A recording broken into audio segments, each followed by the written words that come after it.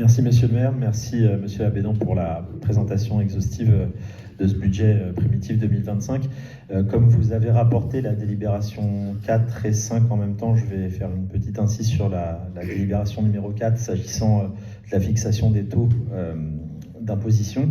Donc pour l'exercice 2025, il est proposé au conseil municipal de maintenir les taux d'imposition au même niveau que l'année précédente. Nous le saluons, nous sommes satisfaits que les taux soient maintenus en l'état, sans hausse de la fiscalité locale et dans un contexte de contraintes budgétaires, mais nous n'oublions pas le passé récent. Puisqu'en effet, lors des 2 exercices précédents, notre groupe a proposé sans succès une baisse de ces taux pour compenser le relèvement des bases et rendre du pouvoir d'achat aux Conflanais. Les résultats à chaque fois nous ont donné raison, avec une sous-estimation des recettes et une sous-exécution des dépenses qui ont généré à chaque fois des excédents. Et plutôt que de réaliser ces excédents importants, nous aurions préféré que le budget soit pensé pour baisser la fiscalité locale qui pèse sur les Conflanais. Donc pour cette raison, évidemment, nous nous abstiendrons sur la délibération de la fixation des taux. Je vais donc maintenant développer mes propos sur la délibération de l'adoption du budget primitif 2025. Et en préambule, je vais quand même, pour une fois, donner beaucoup de crédit au travail qui a été réalisé et par les services et par les élus sur la méthode qui a été employée pour la construction de ce budget. Puisqu'effectivement, on se rappelle qu'il y a eu cette contrainte budgétaire liée à l'effort demandé par l'État pour réduire la dette. Et vous avez pris la précaution d'y réfléchir à 2 fois, de vous poser les bonnes questions, de manière à construire un budget élaboré qui prenne en compte ces réalités.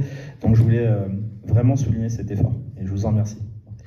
Ça, c'était pour les politesses. Donc en préambule de l'explication de vote pour ce budget et le vote qui sera suivi d'ensemble pour Conflans, un rappel de ce qui s'est passé il y a maintenant un peu plus d'1 an, puisqu'il y a donc eu un décalage, en janvier 2024, lors du vote du budget précédent. Nous avions ce jour-là rappelé à l'Assemblée l'importance d'un audit énergétique des bâtiments publics. On l'avait en fait déjà demandé en 2023, et vous nous aviez dit en 2024 que vous mettiez une ligne en crédit et que cet audit énergétique allait être réalisé. Donc cet audit, on le réclame depuis longtemps, et il devait permettre d'établir une feuille de route claire et priorisée pour la rénovation énergétique de notre patrimoine communal. Alors nous croyons comprendre que cet audit aurait été finalement réalisé. Je ne sais pas si vous pouvez me le confirmer. Oui, il a été fait en interne, on a recours à un énergéticien en interne, on avait d'ailleurs voté la création du poste au conseil municipal. Exactement. C'est une bonne nouvelle en soi. Pardon, monsieur Husson ? On disait qu'il est encore en cours. Ah, il est encore en cours, ok. C'est un travail sur le long terme, puisqu'il s'alimente au fur et à mesure. Très bien.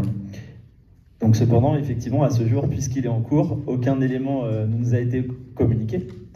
Or, un audit n'a d'intérêt que s'il permet de guider l'action publique et d'orienter nos choix budgétaires en toute transparence.